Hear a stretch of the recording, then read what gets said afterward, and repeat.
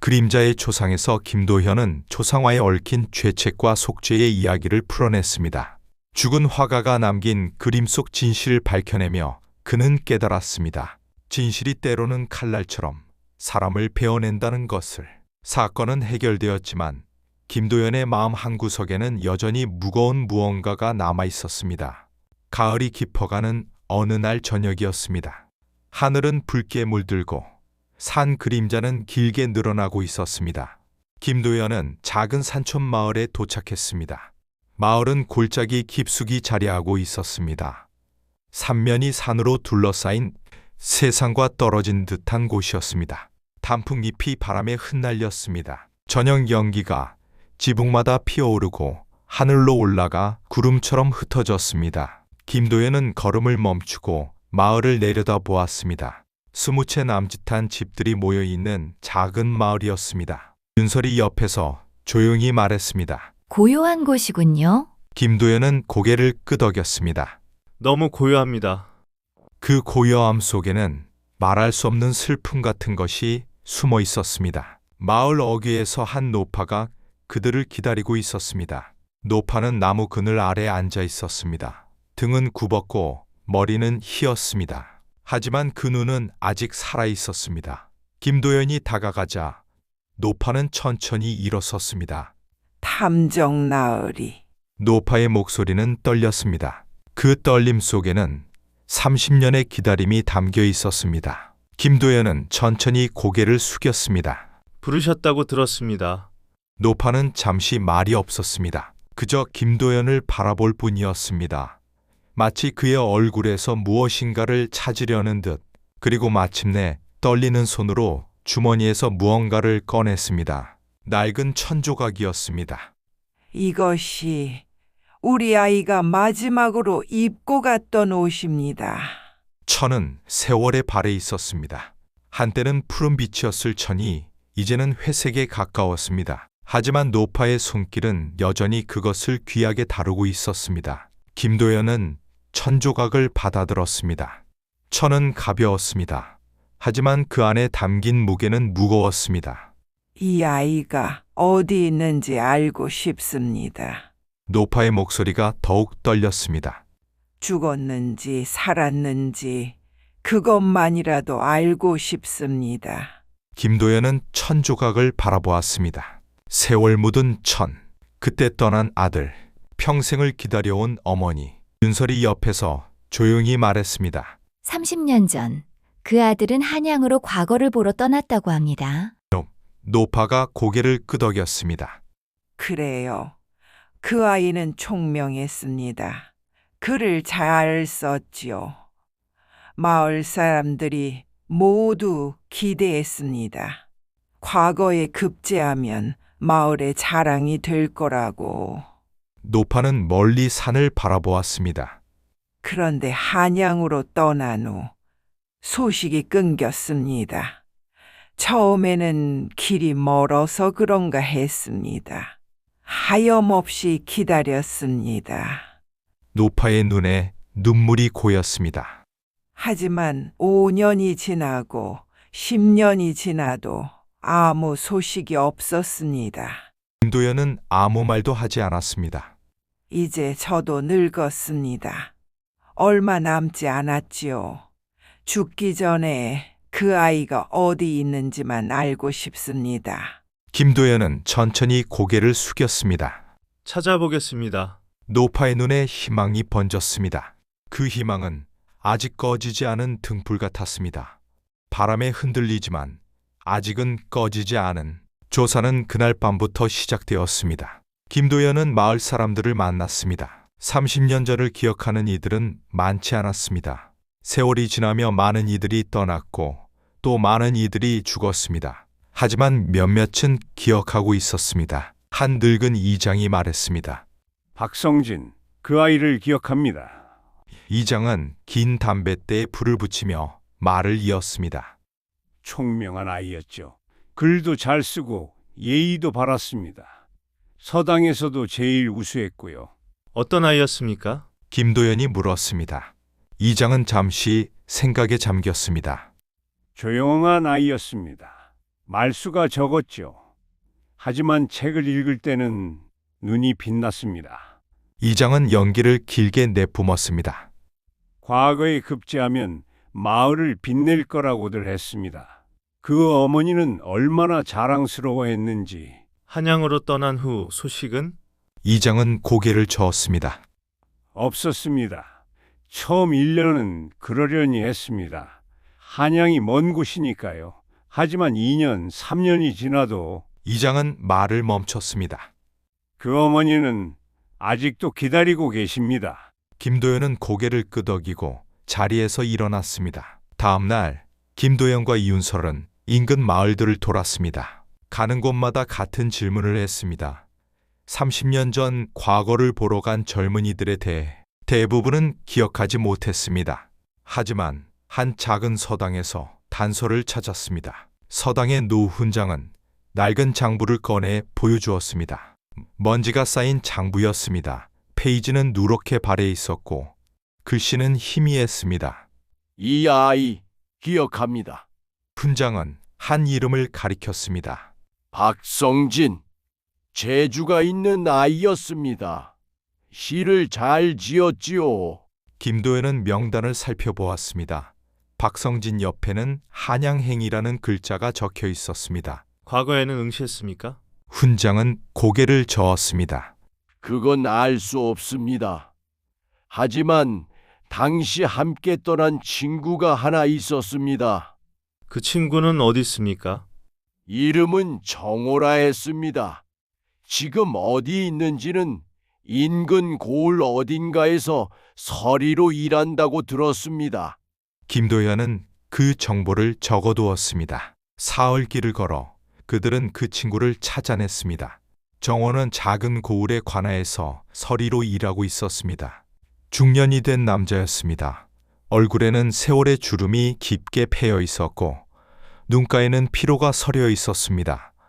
김도연이 박성진의 이야기를 꺼내자 남자의 얼굴이 굳어졌습니다. 성진이를 찾으시는 겁니까? 그렇습니다. 그의 어머니가 부탁하셨습니다. 남자는 잠시 침묵했습니다. 그 침묵은 무겁고 길었습니다. 마치 30년 전의 기억을 끄집어내는 것이 고통스러운 듯. 말씀드려야 할지 모르겠습니다만 김도연은 기다렸습니다. 성진이는 한양에 도착했습니다. 저와 함께 과거 시험을 치렀지요. 결과는 어떻게 됐습니까? 남자는 눈을 감았습니다. 낙방했습니다. 둘 다 떨어졌습니다. 남자는 잠시 멈췄습니다. 저는 부끄러웠지만 집으로 돌아갔습니다. 어머니가 기다리고 계셨으니까요. 남자의 목소리가 떨렸습니다. 하지만 성진이는 돌아가지 않았습니다. 왜입니까? 부끄러워서였습니다. 남자가 말했습니다. 마을 사람들의 기대를 저버렸다고, 어머니를 볼 면목이 없다고 그렇게 말하더군요. 김도연은 천천히 고개를 끄덕였습니다. 그 후로는 어떻게 됐습니까? 남자는 창밖을 바라보았습니다. 한양에 남았습니다. 서당에서 훈장 자리를 얻었다고 들었습니다. 편지가 한두 번 왔었지요. 그 후로는? 남자는 고개를 저었습니다. 10년쯤 지났을 때 소문을 들었습니다. 남자의 목소리가 더욱 낮아졌습니다. 성진이가 병으로 죽었다고. 김도연의 눈빛이 흔들렸습니다. 확실합니까? 확실하진 않습니다. 하지만 그 후로 아무 소식도 없었습니다. 남자는 김도연을 바라보았습니다. 저는 차마 그 어머니에게 말씀드릴 수 없었습니다. 아드님이 죽었다고, 그것도 타향에서 외롭게 죽었다고 어떻게 말씀드립니까? 김도연은 한양으로 향하며 생각했습니다. 30년 전 희망과 꿈을 안고 어머니의 기대를 짊어지며 한 젊은이가 이 길을 걸었을 것입니다. 그리고 결국 돌아오지 못했습니다. 윤설이 옆에서 말했습니다. 찾으시면 어떻게 하시렵니까? 김도연은 대답하지 않았습니다. 만약 정말 죽었다면? 모르겠습니다. 김도연이 낮게 말했습니다. 하지만 찾아야 합니다. 진실을. 윤설은 더 이상 묻지 않았습니다. 한양에 도착한 것은 열흘째 되는 날이었습니다. 30년 전의 흔적을 찾는 일은 쉽지 않았습니다. 김도연은 관찰부 시절의 인맥을 동원했습니다. 오래된 호적을 뒤졌고 서당 기록을 찾아다녔고 사찰을 돌아다녔습니다. 사흘째 되는 날 한 절에서 단서를 얻었습니다. 북쪽 산기슭의 작은 절이었습니다. 박성진이라는 이름 기억합니다. 늙은 스님이 말했습니다. 스님은 팔순이 넘어 보였습니다. 등은 굽었지만 목소리는 또렷했습니다. 이곳에서 아이들을 가르치던 훈장이었지요. 어떤 사람이었습니까? 김도연이 물었습니다. 스님은 잠시 생각에 잠겼습니다. 성실한 사람이었습니다. 말수가 적었지요. 하지만 아이들을 가르칠 때는 눈빛이 따뜻했습니다. 스님은 법당을 바라보았습니다. 저녁이면 이곳에 와서 경을 읽곤 했습니다. 홀로 조용히. 지금은 어디 있습니까? 스님의 얼굴이 어두워졌습니다. 20년 전쯤 열병을 앓았습니다. 스님은 천천히 일어섰습니다. 이리 오십시오. 스님은 법당 뒤편으로 걸어갔습니다. 작은 묘지가 있었습니다. 몇 개의 비석이 이끼에 덮인 채 서 있었습니다. 스님은 그중 하나를 가리켰습니다. 저기 묻혀 있습니다. 김도연은 천천히 그 비석으로 걸어갔습니다. 박성진 지묘. 짧은 글씨였습니다. 다른 것은 아무것도 새겨져 있지 않았습니다. 비석은 작았습니다. 이끼에 덮여 있었고 풀이 자라 있었고 아무도 찾지 않은 듯 쓸쓸했습니다. 김도연은 그 앞에 무릎을 꿇었습니다. 윤설이 뒤에서 조용히 말했습니다. 어머니는 모르고 계셨군요. 김도연은 대답하지 않았습니다. 바람이 불었고 낙엽이 비석 위에 떨어졌습니다. 돌아가는 길은 더 무거웠습니다. 김도연은 며칠 동안 말이 없었고 윤설도 묻지 않았습니다. 다만 조용히 옆을 걸을 뿐이었습니다. 마을로 돌아가기 하루 전 그들은 작은 주막에 묵었습니다. 밤이 깊었습니다. 김도연은 창밖을 바라보며 긴 침묵에 잠겼습니다. 달빛이 차갑게 내리고 있었습니다. 그 빛은 세상을 하얗게 물들였지만 온기는 없었습니다. 윤설이 조용히 물었습니다. 말씀하실 겁니까? 진실을. 김도연은 대답하지 않았습니다. 오랜 침묵이 흘렀습니다. 그리고 마침내 김도연이 입을 열었습니다. 그의 목소리는 낮았습니다. 저는 관찰부에 있을 때 진실을 밝히는 것이 제 임무라고 믿었습니다. 윤설은 조용히 기다렸습니다. 한 사건이 있었습니다. 김도연이 말을 이었습니다. 한 양반가의 횡령 사건이었죠. 김도연은 잠시 멈췄습니다. 그 양반은 고을의 환곡을 횡령했습니다. 많은 돈이었죠. 그 돈으로 집을 크게 짓고 첩을 두었습니다. 김도연의 목소리가 낮아졌습니다. 저는 증거를 찾았습니다. 장부를 조사하고 증인을 찾고 진실을 밝혔습니다. 그래서 그 양반은 파직되었고 가문은 몰락했습니다. 김도연은 창밖을 바라보았습니다. 진실은 밝혀졌습니다. 정의는 실현되었습니다. 저는 제 임무를 다했다고 생각했습니다. 김도연의 목소리가 갈라졌습니다. 하지만 그해 겨울 그는 말을 멈췄습니다. 나중에 알게 되었습니다. 그 양반에게는 병든 아내와 어린 딸이 있었다는 것을. 윤설은 아무 말도 하지 않았습니다. 그들은 집에서 쫓겨났습니다. 재산을 모두 빼앗기고 거리로 내몰렸습니다. 김도연의 손이 떨렸습니다. 그 겨울은 추웠습니다. 아주 추운 겨울이었지요. 그들은 김도연의 목소리는 거의 들리지 않을 만큼 작았습니다. 그 겨울을 넘기지 못했습니다. 병든 아내는 먼저 죽었고 어린 딸도 얼마 후 죽었습니다. 침묵이 흘렀습니다. 진실은 옳았습니다. 김도연이 말했습니다. 그 양반은 죄를 지었고 벌을 받아야 했습니다. 저는 제 임무를 다했습니다. 김도연은 두 손으로 얼굴을 감쌌습니다. 하지만 그 아이는 죄가 없었습니다. 그 아내도 죄가 없었습니다. 그의 목소리가 떨렸습니다. 제가 밝힌 진실이 세 사람의 목숨을 앗아갔습니다. 김도연은 손을 내렸습니다. 저는 그것이 옳은 일이었는지 아직도 모르겠습니다. 윤설은 오랫동안 침묵했습니다. 그리고 천천히 물었습니다. 그래서 진실을 말씀하지 않으시렵니까? 김도연은 고개를 저었습니다. 모르겠습니다. 그가 말했습니다. 그 어머니는 반평생을 기다렸습니다. 아들이 돌아오기를, 아들의 소식을 듣기를 기다렸습니다. 김도연은 하늘을 올려다보았습니다. 만약 제가 진실을 말한다면 그 긴 세월의 기다림은 무너질 것입니다. 희망도 위안도 모든 것이 하지만 거짓으로 남겨둔다면 그것도 죄입니다. 김도연은 창문을 닫았습니다. 저는 답을 모르겠습니다. 그날 밤 김도연은 잠들지 못했습니다. 달빛은 차갑게 내리고 바람은 불고 세상은 고요했습니다. 하지만 그의 마음은 고요하지 않았습니다. 다음 날 그들은 마을로 돌아왔습니다. 노파는 마을 어귀에서 기다리고 있었습니다. 아들을 떠나보낼 때도 이렇게 서 있었을 것입니다. 김도연은 천천히 다가갔습니다. 발걸음이 무거웠습니다. 한 걸음 한 걸음이 돌멩이를 짊어진 듯 무거웠습니다. 어떻습니까? 노파가 물었습니다. 우리 아이를 찾으셨습니까? 노파의 목소리는 떨렸습니다. 하지만 그 떨림 속에는 이상한 평온함이 있었습니다. 마치 이미 답을 알고 있는 듯한. 김도연은 노파를 바라보았습니다. 노파의 눈에는 희망과 두려움이 동시에 담겨 있었습니다. 오랜 세월을 버텨온 희망, 그리고 진실을 두려워하는 떨림. 김도연은 입을 열었습니다. 아드님은 말이 목에서 막혔습니다. 그 순간 바람이 불었고 단풍잎 하나가 떨어졌습니다. 붉은 잎이 공중에서 빙글 돌며 내려와 노파의 손 위에 내려앉았습니다. 노파는 그 잎을 오랫동안 바라보았습니다. 그리고 조용히 웃었습니다. 알고 있었습니다. 김도연은 멈췄습니다. 어머니, 노파는 고개를 저었습니다. 진작부터 알고 있었습니다. 노파가 말했습니다. 그 아이가 돌아오지 않을 거라는 것을.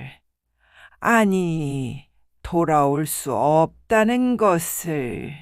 김도연은 아무 말도 할 수 없었습니다.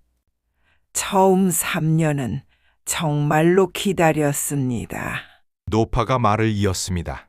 소식이 올 거라고, 아이가 돌아올 거라고 믿었습니다. 노파는 하늘을 올려다보았습니다. 하지만 수많은 봄과 가을을 지나며 알게 되었습니다. 그 아이는 이미 이 세상에 없다는 것을. 그런데도, 그래도 기다렸습니다. 노파가 말했습니다. 기다리는 것만이 제가 할 수 있는 일이었으니까요. 노파는 김도연을 바라보았습니다. 탐정 나으리, 노파의 목소리는 평온했습니다. 거짓말을 해 주십시오. 김도연은 흔들렸습니다. 그 아이가 어딘가에서 잘 살고 있다고, 행복하다고, 그렇게 말씀해 주십시오. 노파는 웃고 있었습니다. 그 웃음 속에는 체념도, 비통함도 없었습니다. 다만 고요한 수용만이 있었습니다. 김도연은 오랫동안 침묵했습니다. 그리고 천천히, 아주 천천히 고개를 숙였습니다. 아드님은 그의 목소리는 떨렸습니다. 한양에서 아이들을 가르치고 계십니다. 노파는 눈을 감았습니다. 훌륭한 훈장이 되셨다고 합니다. 그래요. 노파가 속삭였습니다. 그 아이는 그를 좋아했죠. 아이들도 좋아했고. 편안히 사신다고 합니다. 김도연이 말을 이었습니다. 다만 마을로 돌아올 면목이 없다고, 과거에 급제하지 못한 것이 부끄럽다고. 노파는 고개를 저었습니다. 그럴 것 없는데. 노파의 목소리는 부드러웠습니다. 그 아이는 그것만으로도 훌륭한데. 제게는 그것만으로도 자랑스러운데. 노파는 눈물을 흘렸습니다. 하지만 그 눈물은 슬픔의 눈물이 아니었습니다. 고맙습니다. 탐정 나으리. 노파는 천천히 돌아섰습니다. 그 뒷모습은 긴 세월의 무게보다 가벼워 보였습니다. 마치 무거운 짐을 내려놓은 듯. 그날 밤 김도연과 윤설은 마을을 떠났습니다. 달빛이 길을 비추고 있었습니다. 윤설이 물었습니다. 진실을 말씀하지 않으셨군요. 김도연은 고개를 끄덕였습니다. 그것이 옳은 일이었을까요? 김도연은 하늘을 올려다보았습니다. 모르겠습니다. 그가 말했습니다. 하지만 오늘만은 진실보다 평안이 더 소중했습니다. 윤설은 더 이상 묻지 않았습니다. 그들은 걸었습니다. 산길을 넘고 계곡을 지나고 어둠 속을 걸었습니다. 김도연의 마음속에는 여전히 무거운 무언가가 남아 있었습니다. 하지만 그것은 죄책감만은 아니었습니다. 그것은 아마도 인간으로 산다는 것의 무게였을 것입니다. 진실과 거짓 사이에서, 정의와 자비 사이에서 흔들리며 살아가는 것의 무게. 며칠 후 그들은 다른 마을에 도착했습니다. 김도연은 작은 주막에서 쉬고 있었습니다. 해가 기울고 저녁이 오고 사람들이 하나둘 주막으로 모여들었습니다. 그때 한 사내가 김도연에게 다가왔습니다. 탐정 나으리십니까?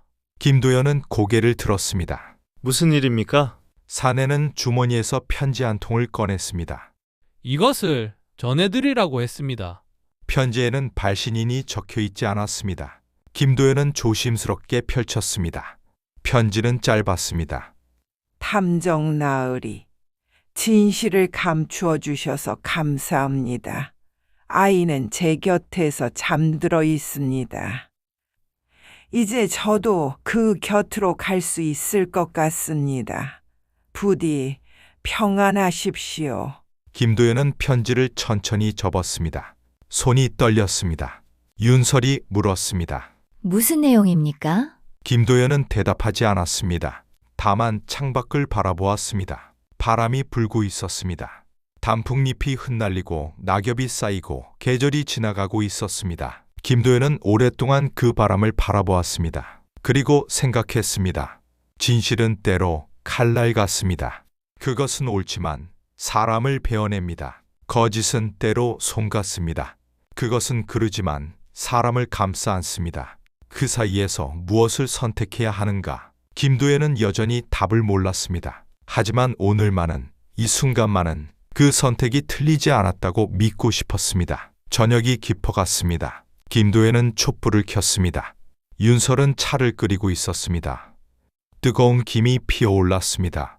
다음 행선지는 어디입니까? 윤설이 물었습니다.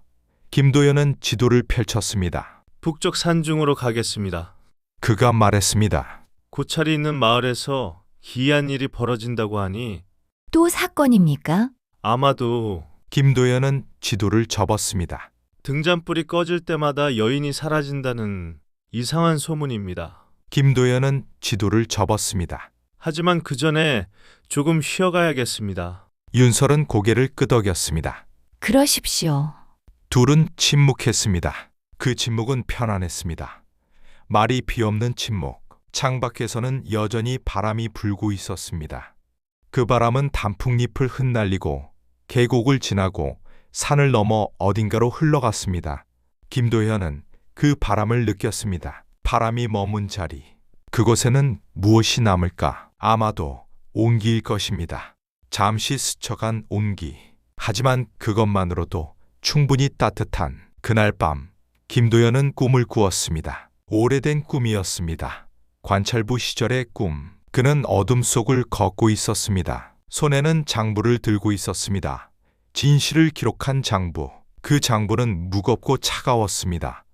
걷고 또 걸으며 어둠을 헤쳤습니다.